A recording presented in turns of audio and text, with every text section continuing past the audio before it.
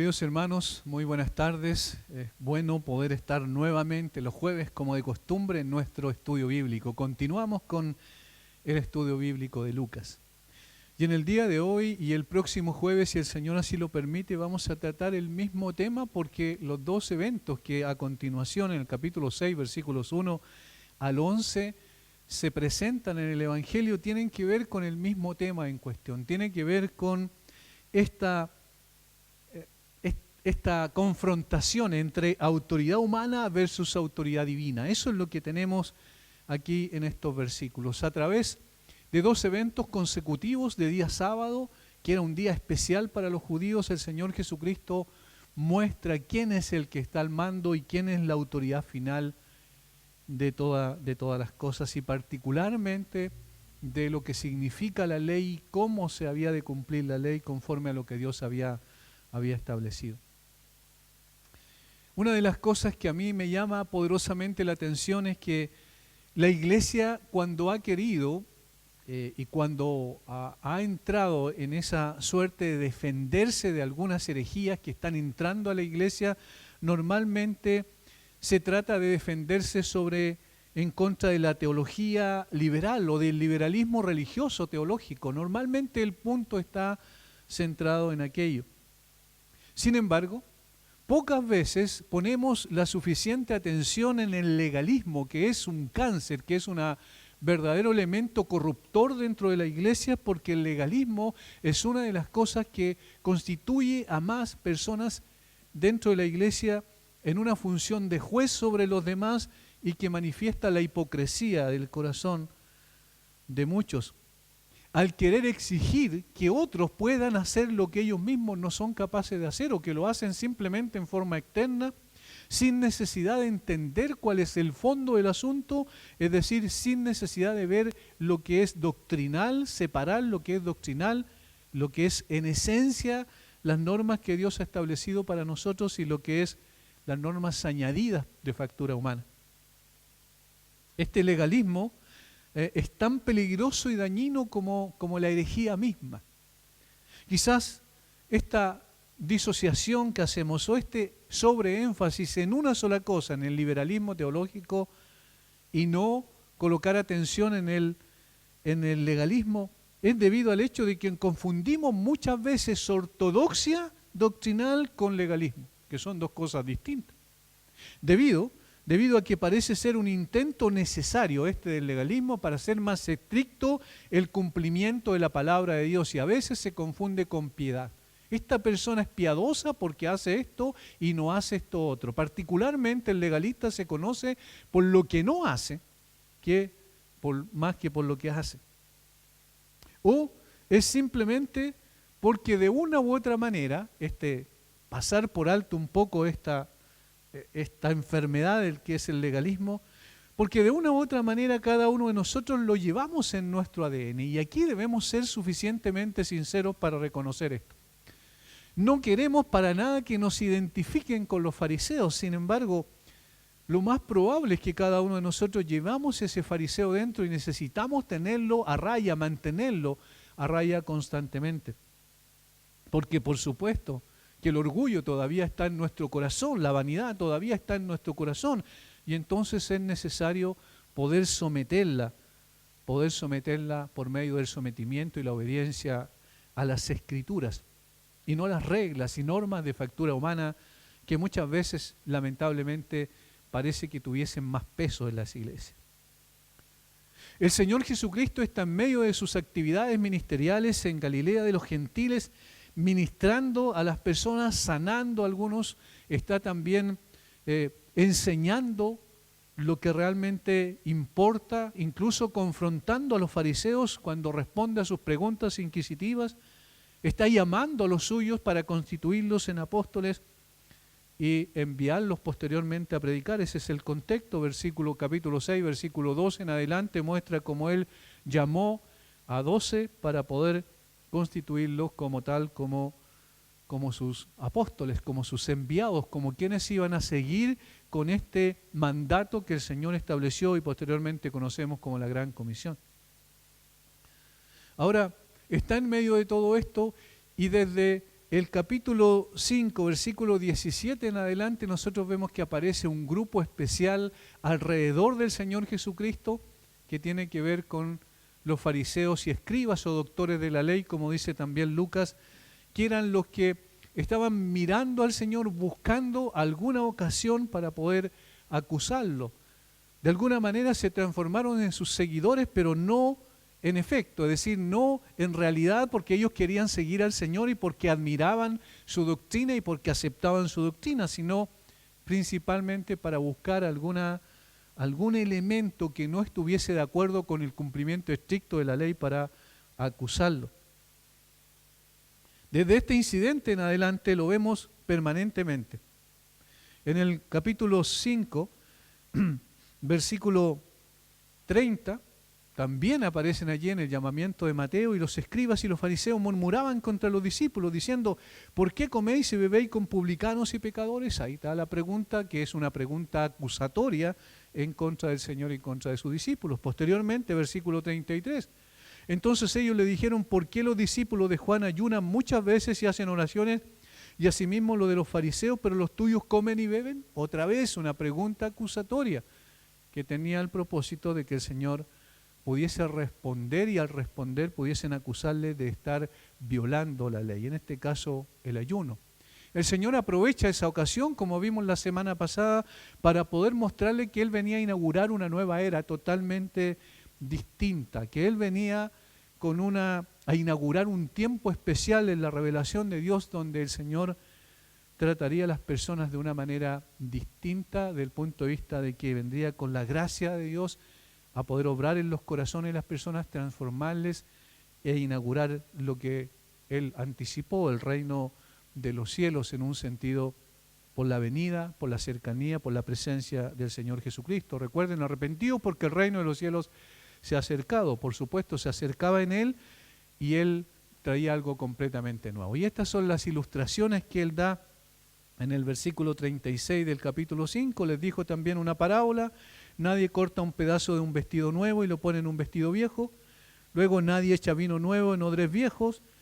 Luego versículo 39, ninguno que beba del añejo quiere luego del nuevo, mostrándole que lo que él venía a entregar era distinto al judaísmo tradicional, que habían pervertido con una cantidad tremenda de leyes de factura humana que habían añadido. Y entonces este es el antecedente de lo que sucede en este primer evento, que es el capítulo 6, o que relata el capítulo 6, versículos 1 al 5. Aconteció en un día de reposo que, pasando Jesús por los sembrados, sus discípulos arrancaban espigas y comían restregándolas con las manos. Y algunos de los fariseos les dijeron: ¿por qué hacéis lo que no es lícito hacer en los días de reposo? Respondiendo Jesús les dijo: ¿ni aún esto habéis leído? Lo que hizo David cuando tuvo hambre, él y los que con él estaban, como entró en la casa de Dios y tomó los panes de la proposición, de los cuales no es lícito comer sino solo a los sacerdotes, y comió, y dio también a los que estaban con él. Y les decía: el Hijo del Hombre es Señor aún del día de reposo. Ese es el primer evento que tiene que ver con esta autoridad humana o autoridad divina. Y esto es lo que vamos a ver en el día de hoy.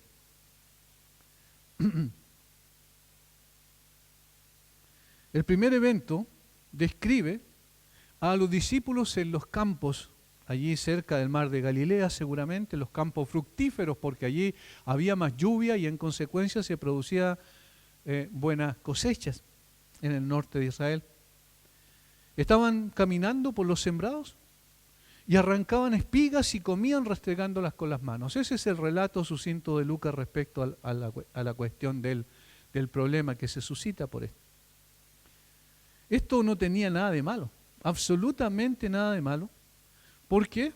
Porque esto estaba consignado inclusive en el Antiguo Testamento como una de las leyes donde se permitía que las personas pudiesen, si tenían hambre, entrar a los sembradíos de otra persona, arrancar espigas y comer. No se les permitía cosechar propiamente tal, porque era de propiedad privada de otra persona, pero sí se les permitía saciar su hambre comiendo circunstancialmente de las espigas. El problema entonces no tiene que ver con el hecho de que recogían espigas, sino que el problema tiene que ver con el hecho de que recogían espigas en el día de reposo. Y allí está el cuestionamiento. Aconteció en un día de reposo. Los discípulos no estaban haciendo nada malo, sin embargo, estas personas comienzan a cuestionar el hecho de que estaban tomando espigas, restregándolas y comiendo de ellas. Esta acusación que presentan en el versículo 2 es bastante fuerte en contra de los discípulos, porque los estaban acusando de quebrantar la ley. Ahora, Jesús responde de una manera magistral yendo al meollo del asunto y declarando que Él viene a inaugurar, ¿verdad?, una nueva era, no así literalmente, sino mostrando que Él puede interpretar la ley correctamente y el espíritu de la ley sobre todas las cosas respecto a lo que estaba aconteciendo. Este acto inocente de los discípulos se vuelve algo complejo en la mente y el corazón de los fariseos, porque ellos entendían que estaban violando el día de reposo. El día de reposo y sus prescripciones eran vitales para el judaísmo de ese entonces. El día de reposo era de alguna manera el centro del judaísmo. La tradición judía establecía lo que podía o no hacerse durante el Shabbat.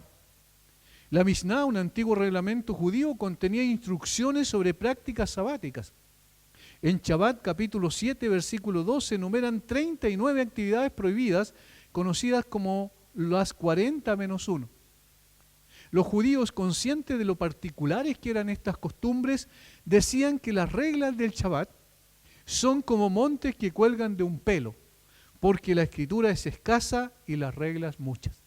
Es decir, ellos mismos entendían que estas restricciones eran absurdas, que estas 39 restricciones que al mismo tiempo se subdividían en una cantidad increíble de restricciones más específicas en cada situación puntual, no tenían mucho sentido. Según esta lista, los discípulos habrían cometido múltiples violaciones entonces o transgresiones al Shabbat. Estos serían culpables, por ejemplo, de cosechar, de desgranar, de aventar y de preparar comida. Y eso, según esas restricciones específicas, estaba prohibido. Las restricciones eran múltiples y rayaban en lo ridículo. No se podía caminar más de 1000 metros. No se podía llevar carga. Estaba prohibido llevar algo que pesara más que un higo seco, aunque algo que pesara la mitad se podía llevar 2 veces. Un sastre no podía cargar su aguja. Un escriba no podía llevar su pluma. Un estudiante sus libros. Solo se podía llevar suficiente tinta para escribir 2 letras del alfabeto. No se podía enviar una carta ni siquiera por medio de un no judío.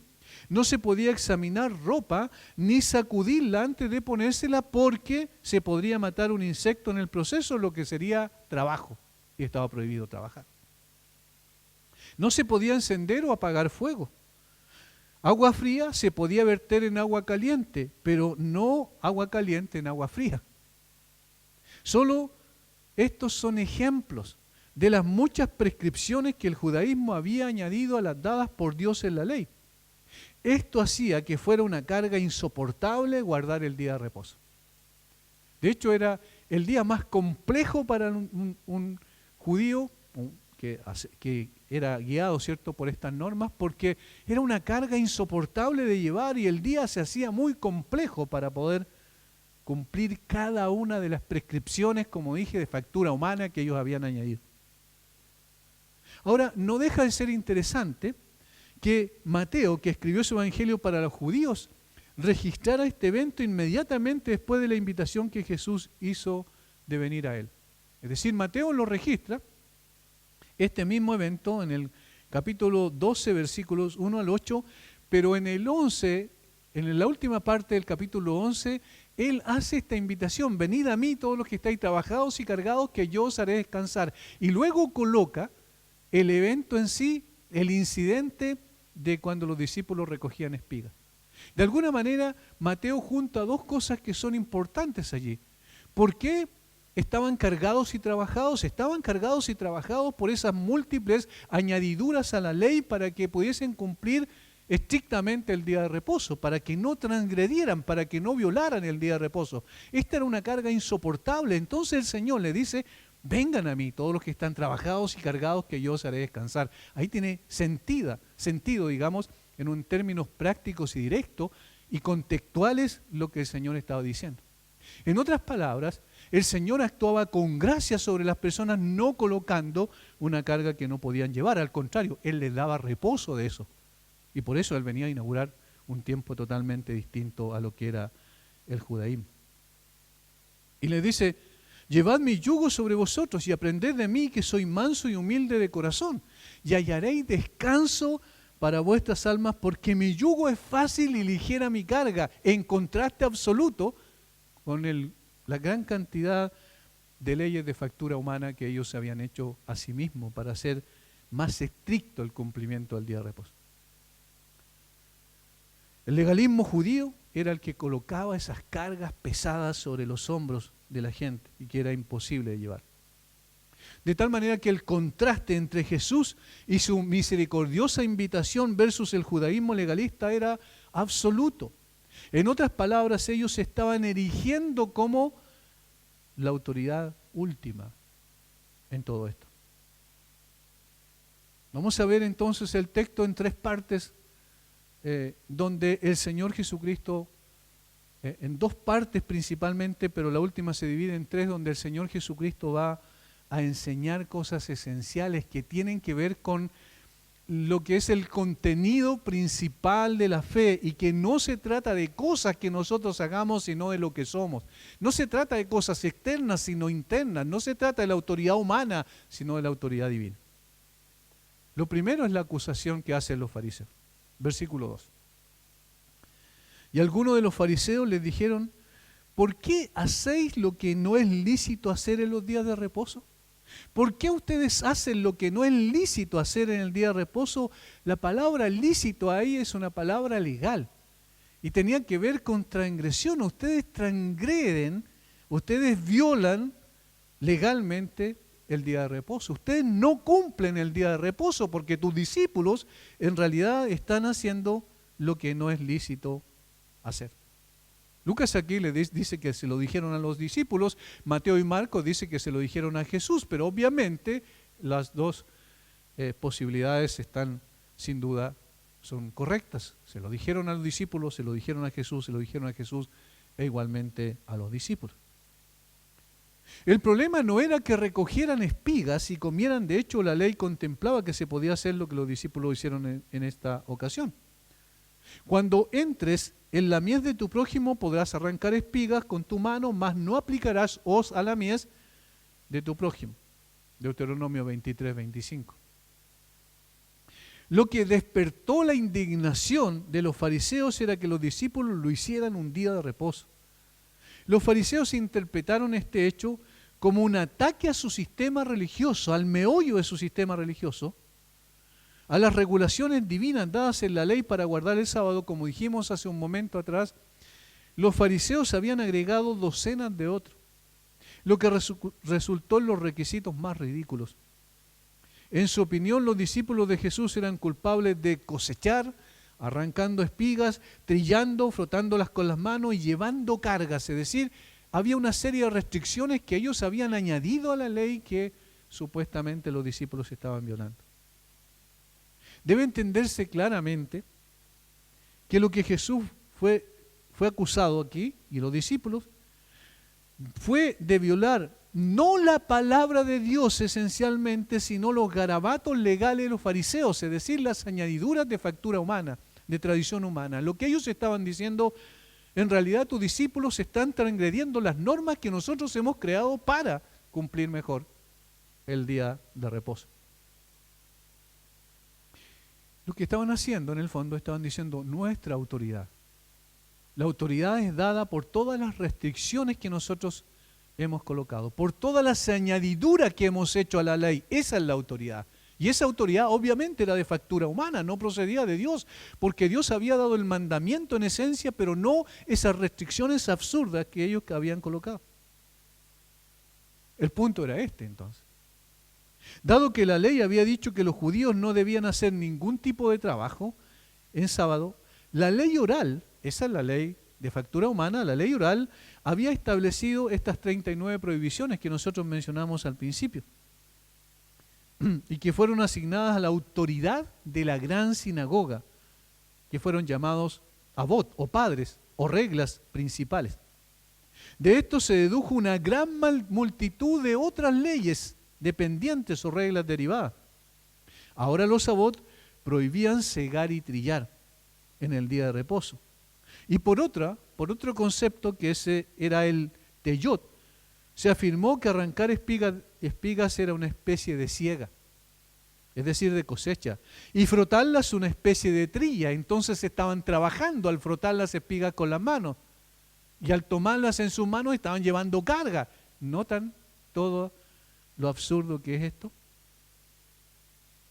Pero mientras prestaban servil atención a estas trivialidades añadidas de factura humana, los fariseos omitían los asuntos más importantes, más trascendentes de la ley: el juicio, la misericordia y la fe, como dice Mateo capítulo 22, versículo 23.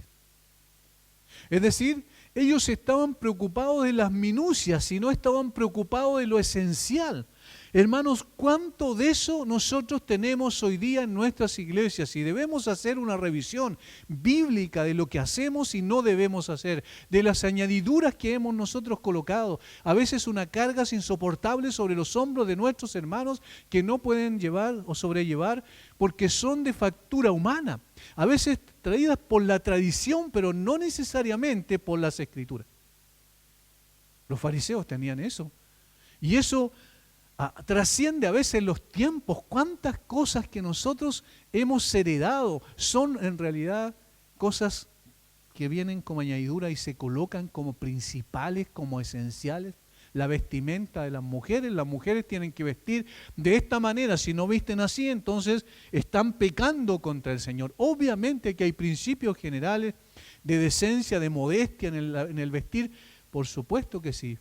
Pero cuando se empieza a hilar más fino y se empieza a hacer de una norma, de un principio, una cantidad de pequeñas leyes que dependen de esa gran ley, de ese principio general, nosotros empezamos a caer fácilmente en el legalismo.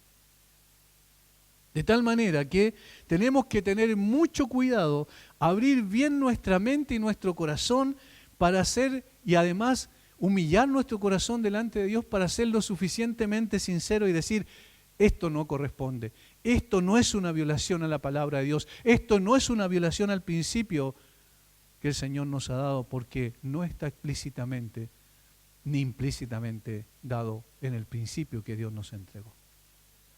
Necesitamos poner atención en ello, porque el legalismo transforma a personas, a creyentes, en gente orgullosa que se gana en un pedestal para juzgar a todo el mundo. Recuerden la parábola del fariseo y del publicano. Yo ayuno 3 veces en la semana, yo doy limosna, yo oro. Pero ¿quién es este?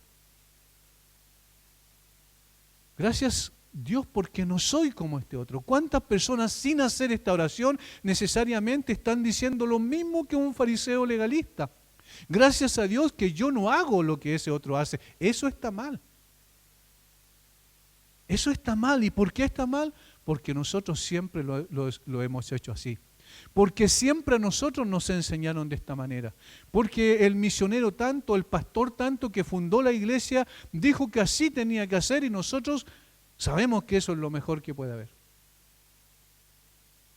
Este tipo de fariseísmo está muy presente. Este tipo de legalismo está muy presente en la iglesia.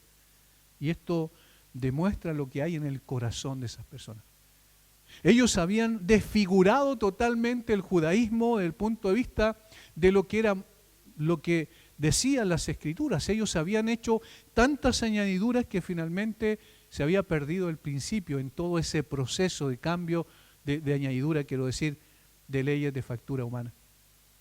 ¿Dónde está la autoridad de la iglesia realmente? ¿Cuál es la autoridad de la iglesia? Esas normas que han establecido y que se han traído por tradición denominacional o de cualquier tipo. Y aquí el Señor entonces responde a la acusación de los fariseos. Respondiendo Jesús les dijo: ¿ni aún esto habéis leído? Lo que hizo David cuando tuvo hambre, él y los que con él estaban, como entró en la casa de Dios y tomó los panes de la proposición, de los cuales no es lícito comer, sino solo a los sacerdotes, y comió y dio también a los que estaban con él. Noten que aquí hay varias partes, al menos dos partes esenciales en cuanto a la respuesta del Señor. El Señor da un ejemplo, y toma el ejemplo del Antiguo Testamento, pero antes de eso, Él deja en evidencia la ignorancia de los fariseos. No la ignorancia en cuanto a que conocían ese evento, sino la ignorancia en cuanto a que no entendían el evento propiamente tal, que el Señor va a citar ahora como ilustrativo para responder a su acusación. Les dice con algo de sarcasmo: ¿ni aún esto habéis leído? Obviamente el Señor sabía que los fariseos y los escribas habían leído eso y lo habían estudiado probablemente, más que una lectura superficial. Eran hombres que se preocupaban por estudiar profundamente las Escrituras. Sin embargo, aquí hay algo imprescindible que está implícito. Al no entender realmente el fondo de la historia que el Señor está a punto de mencionar, ellos estaban mostrando su ignorancia espiritual, su conocimiento intelectual, pero su ignorancia espiritual. Por eso el Señor le dice: ¿ni aun esto habéis leído? Obviamente sí, para los fariseos esa es una especie de ofensa. ¿Cómo nos vienes a decir que nosotros no conocemos esto? Sí lo conocemos, pero no lo entendían. Y aquí entonces está respondiendo el Señor en primera instancia, mostrándole, como más adelante le dijo también a los saduceos, la raíz ignorando las Escrituras. En el caso de los saduceos obviamente era una ignorancia también completa. Se puede conocer, hermanos, superficialmente la Escritura y al mismo tiempo ser un ignorante respecto al significado de ella. Esta es la aplicación práctica para nosotros. Se puede conocer superficialmente o intelectualmente la Escritura y ser un ignorante respecto al verdadero significado de ella, al sentido de la Escritura. No solo debemos leer la Biblia, también debemos trabajar para entender su significado. Para eso el Señor nos dio el intelecto, y el intelecto que está gobernado por la autoridad del Espíritu que mora en nosotros, obviamente nos conduce a toda verdad, pero no sin nosotros.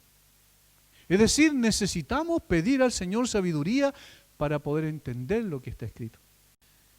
En las escuelas dominicales durante mucho tiempo se enseñó a los niños historias del Antiguo Testamento, historias que se ilustraban, historias que los niños conocían de memoria, pero no sabían el sentido, lo que realmente, la razón por la cual el Señor la había dejado. No lo dejó el Señor, la palabra de Dios y las historias del Antiguo Testamento, para que tengamos un conocimiento histórico de lo que pasó en un pueblo que está a más de 14.000 kilómetros de nosotros acá en Chile, sino para poder mostrar la revelación, a través de esa historia, la revelación del carácter del Dios verdadero. Y entonces hay que entender las razones por las cuales esa historia está presente ahí. Y entonces Jesús cita, en esta segunda parte de la respuesta, cita 1 Samuel 21, 1 al 6, que registra el incidente donde David llegó a Nob, escapando de Saúl, y él y sus hombres tuvieron hambre y entraron en la casa de Dios. En este caso era el tabernáculo que estaba en Nob. Y pidió al sacerdote que estaba a cargo del tabernáculo que le diera de comer, porque tenía hambre. El sacerdote solo tenía consigo los panes de la proposición, del cual los sacerdotes podían comer luego de ser reemplazados. Cada sábado, cada día de reposo, se reemplazaban, se sacaban los otros panes y se colocaban los nuevos. Y esos que se sacaban, esos sí se podían se podían comer, pero ¿quiénes los podían comer? Solamente los sacerdotes, según la ley. Y sin embargo, el sacerdote de ese tiempo, Ahimelech, se lo dio a David y a sus hombres. Aquí hay algo que tiene que haber hecho clic en el corazón o en la mente de los fariseos. ¿Por qué? Porque obviamente el Señor estaba diciendo, ahí hubo una excepción a la regla. Ahí hubo una excepción a la regla. Con esto Jesús quiere ir al fondo del asunto, que era el problema del corazón de los fariseos. El problema no tenía que ver simplemente con guardar con una cantidad de restricciones el sábado, sino que tenía que ver con el propósito que tenía el sábado.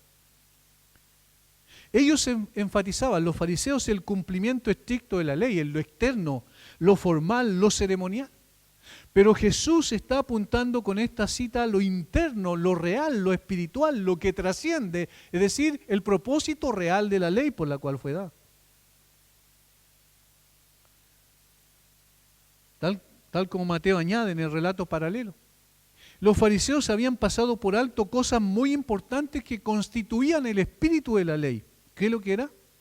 Y si supiese qué significa misericordia quiero y no sacrificio, no condenarías a los inocentes. Si supieras qué significa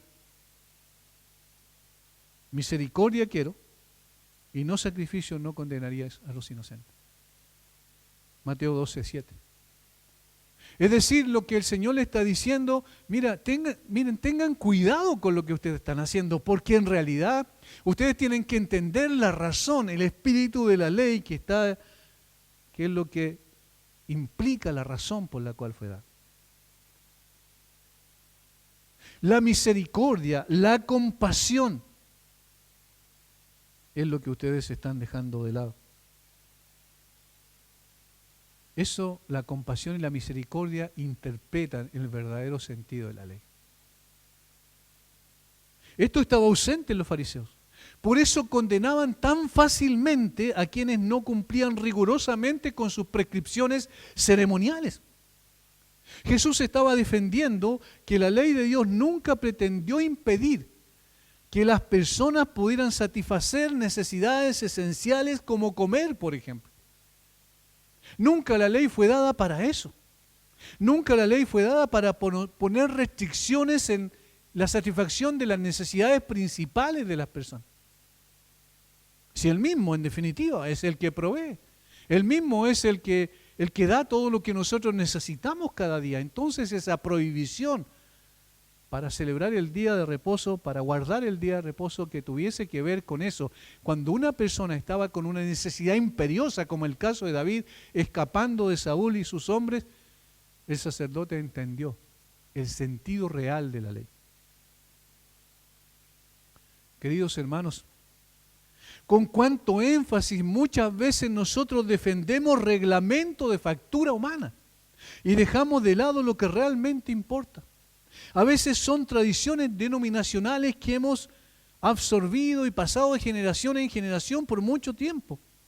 Otras veces son costumbres evangélicas arraigadas y elevadas hasta el punto del dogma. Hacemos doctrina de las formas. ¿Cuántas veces hacemos eso? Y defendemos con dientes y muela aquello. Y decimos que todos tienen que actuar de esta manera, todos tienen que cumplir esas normas, cuando Dios nunca ha dicho eso. En otras ocasiones, simples reglas inventadas por nosotros mismos que brotan de la forma en que concebimos el cristianismo. Esto es ser cristiano. ¿Qué cosa? No hacer esto, no hacer esto, no hacer esto, no hacer esto, y empezamos a colocar una serie de restricciones. Si haces esto, pecas, si haces esto, otro, pecas. Y comenzamos a colocar especie de minas en nuestro caminar espiritual, y hay que andar con mucho cuidado para no topar una y explotar en el trayecto. Por supuesto, eso no tiene nada que ver con el cristianismo como lo plantea el Señor Jesucristo. No tiene nada que ver con los dogmas y las doctrinas esenciales de la fe, como la explica tan magistralmente Pablo por la obra del Espíritu Santo en él, en las epístolas posteriormente.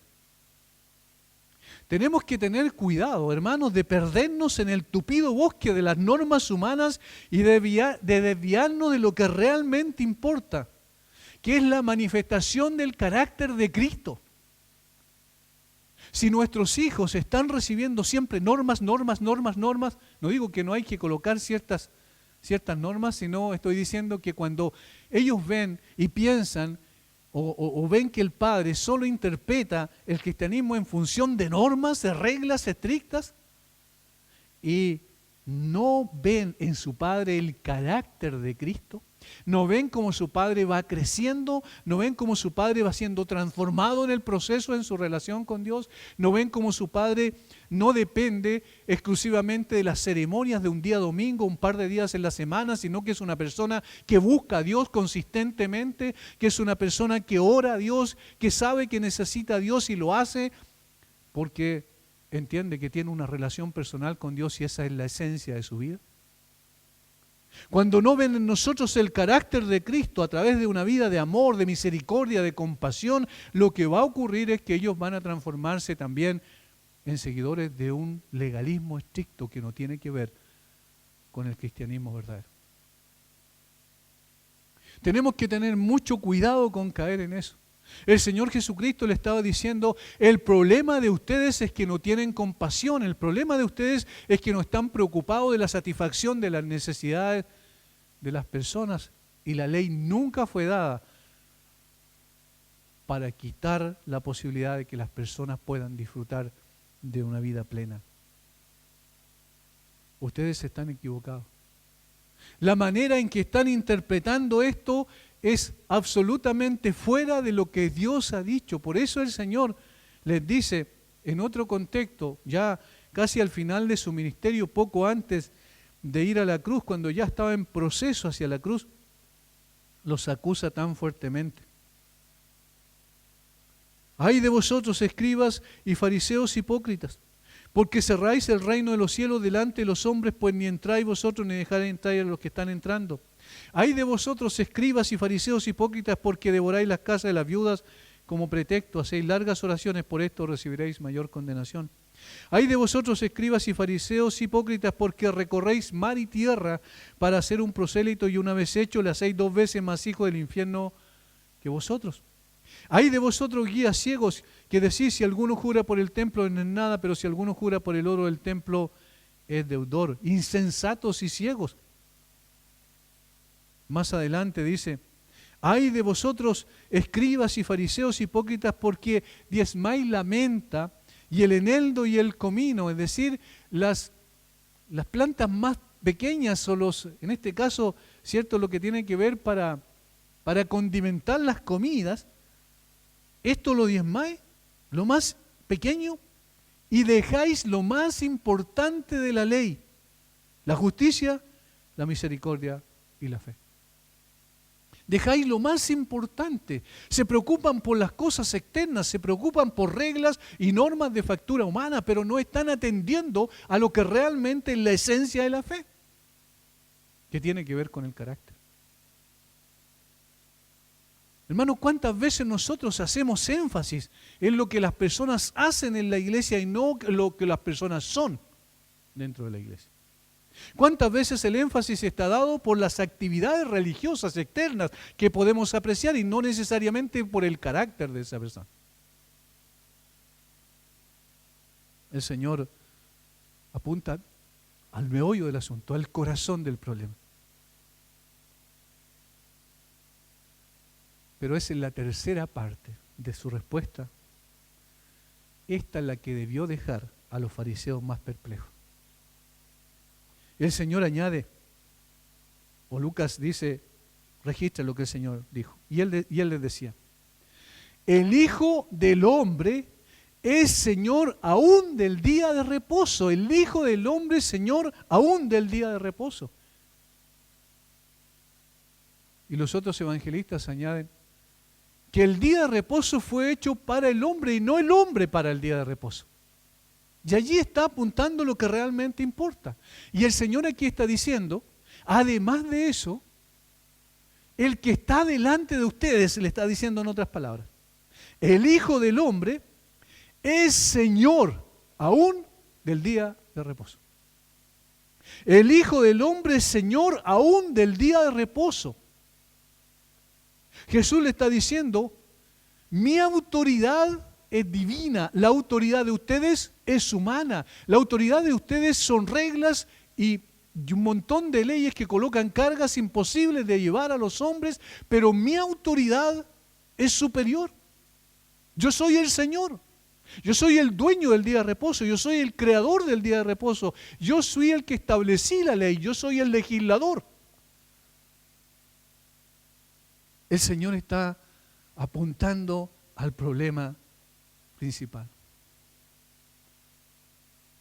El Señor está diciendo, no son sus reglas, no son sus minucias, no es su legalismo que procede de sus propios corazones. La autoridad viene de mí. La autoridad viene del dueño de la ley, la autoridad viene del autor de la ley. Jesús aprovecha este incidente y declara directamente su autoridad sobre el día de reposo, que era el meollo de la religión judía, que era la parte esencial, el centro de la religión judía, y le da en el mismo centro y le dice, yo soy Señor del día de reposo. Debemos recordar que esta era la marca distintiva del judaísmo tradicional. Y si Jesús está declarando abiertamente que es el Señor del día de reposo, eso significa que era Dios mismo, porque los fariseos sabían quién había dado la ley. ¿La dio a través de ángeles por medio de Moisés? Sí, pero el Señor es el dador de la ley. El origen de la ley es el Señor. Y si Él es el origen de la ley, es el único que puede interpretar correctamente la aplicación de la ley. Es el único que puede decir cuáles son las normas que hemos de seguir para cumplir la ley. El Señor Jesucristo era el dador de la ley y podía arrogarse entonces tal autoridad. Ahora una cosa interesante. No registra el texto cuál fue la actitud o la respuesta de los fariseos. Aparentemente no hubo respuesta, pero ¿cuál fue la actitud con la cual tomaron esta declaración? El Hijo del Hombre es el Señor aún del día de reposo. Jesús lo que estaba diciendo delante de ellos directamente que Él era Dios. Sin embargo, ellos no lo entendieron. Ellos no lo entendieron claramente. Alguien acertadamente comenta: este argumento va un paso más allá que el paralelismo con David. Jesús es el Hijo del Hombre, el comisionado agente de Dios para venir a esta tierra a hacer la obra de buscar y salvar lo que se había perdido. Jesús es el comisionado de Dios que tiene el derecho a regular lo que sucede en el Shabbat. Este comentario subraya su singular posición. ¿Quién más podía decir eso? Ningún rabino judío, ningún maestro de ese entonces podía decir: yo soy Señor sobre el día de reposo, porque al contrario, ellos decían: nosotros estamos bajo la autoridad del día de reposo. Jesús se coloca sobre ellos. Jesús regula la aplicación de uno de los 10 mandamientos. Esto es tremendo.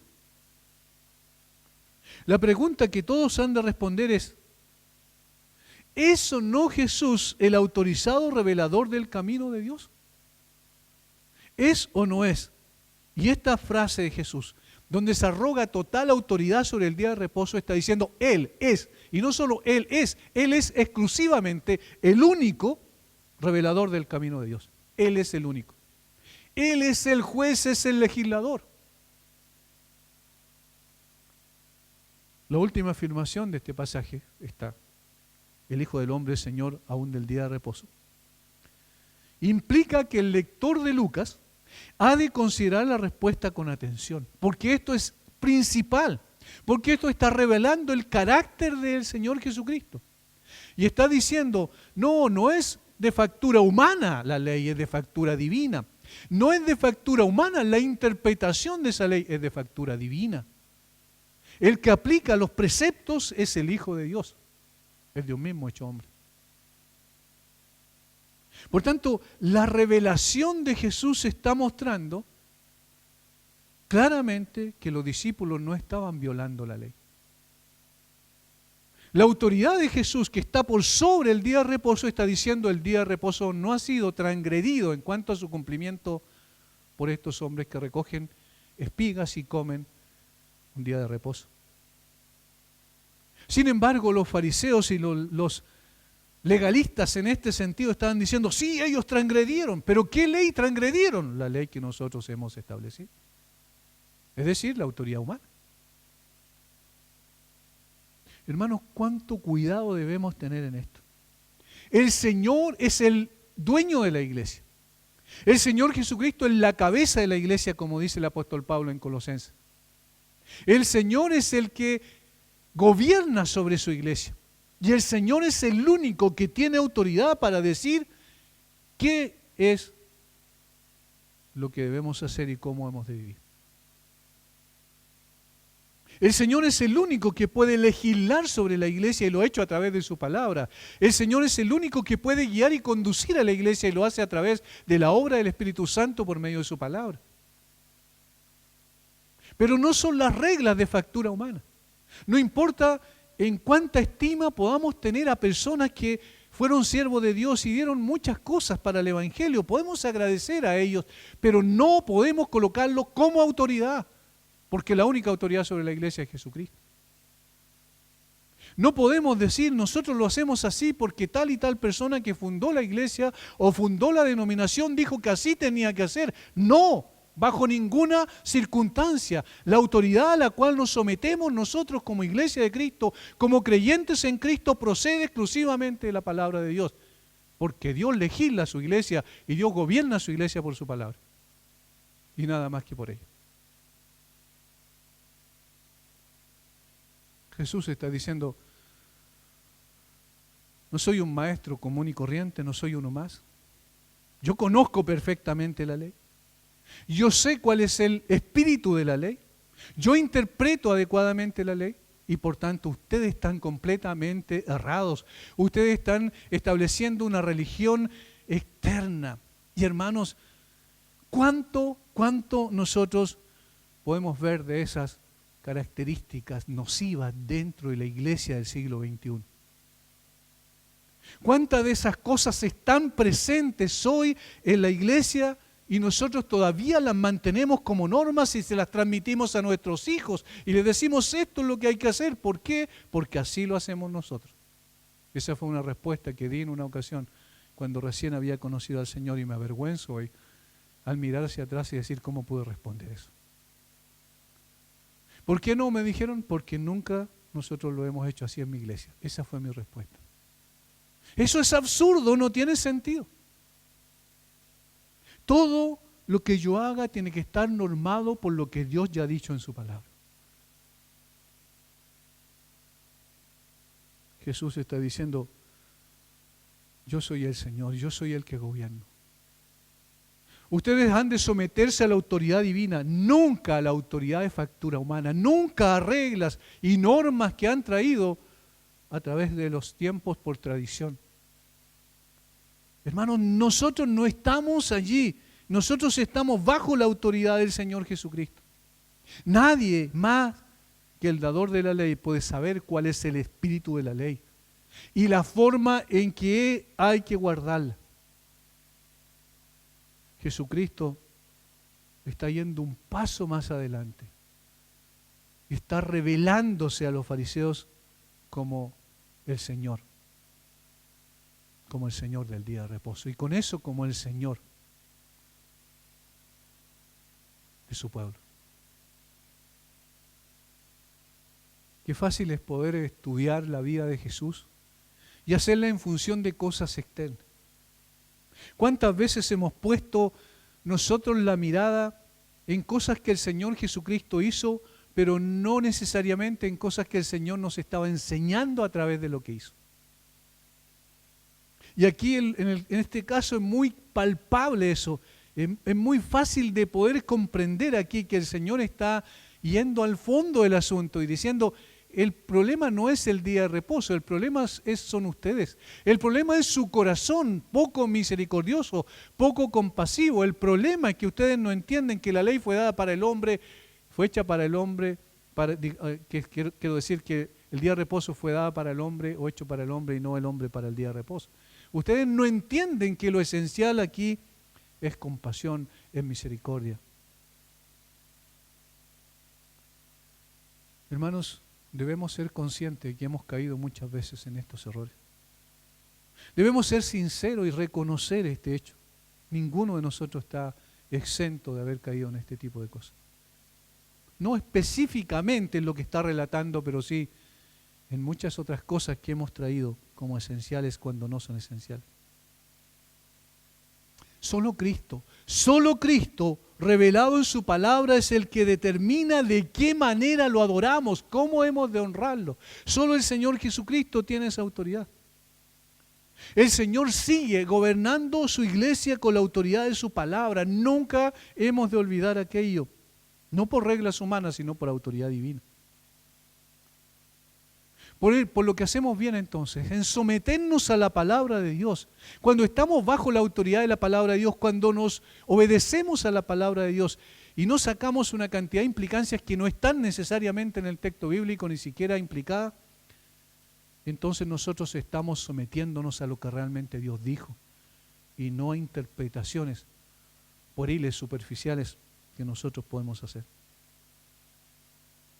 Debemos aprender entonces, hermanos, a renunciar a cualquier concepto del cristianismo que haya brotado en el corazón de hombre y buscar las directrices divinas que son las que rigen la iglesia de Jesucristo. Por eso es que titulamos a este estudio Autoridad humana versus autoridad divina. Obviamente, la autoridad de la iglesia es de corte divino. Hemos de colocar la atención en la esencial y no en la forma, en el fondo y no en la superficie. El Señor nos ayude, el Señor nos guíe y el Señor nos perdone por todas las veces que también hemos traído conceptos de factura humana y lo hemos establecido en la iglesia como norma. El Señor nos lleve también a sacarlo de la iglesia porque están dañando, porque están construyendo legalistas en lugar de personas verdaderamente adoradores de Cristo, sinceros y genuinos hombres de Dios que están siendo transformados, mujeres de Dios que están siendo transformados por el poder del Espíritu Santo usando su gloriosa palabra. El Señor nos ayude a poder ver las cosas desde la perspectiva de Dios. La autoridad de la iglesia es la autoridad de Jesucristo. Padre, gracias. Una vez más te alabamos, Señor. Cuánta gratitud hay en nuestro corazón cuando tú nos confrontas. Porque es tan necesario, Señor, que nosotros podamos ver cuántas veces nos hemos desviado del camino adecuado. Es tan importante que nosotros podamos ver, Señor, que muchas veces quizás hemos metido, a veces sin darnos cuenta, reglas y normas de factura humana. Y perdónanos, Señor, cuando hacemos eso. Perdónanos, Señor, cuando lo hemos hecho, Padre, y ayúdanos a poder reencauzar el camino y volver sincera y genuinamente a la pureza de tu evangelio glorioso, a la pureza de tu palabra preciosa y a la pureza de tu iglesia con la cual tú estás preparando para el día de las bodas del Cordero. Bendice a mis hermanos, Señor. Gracias por este tiempo. En el nombre de Jesús.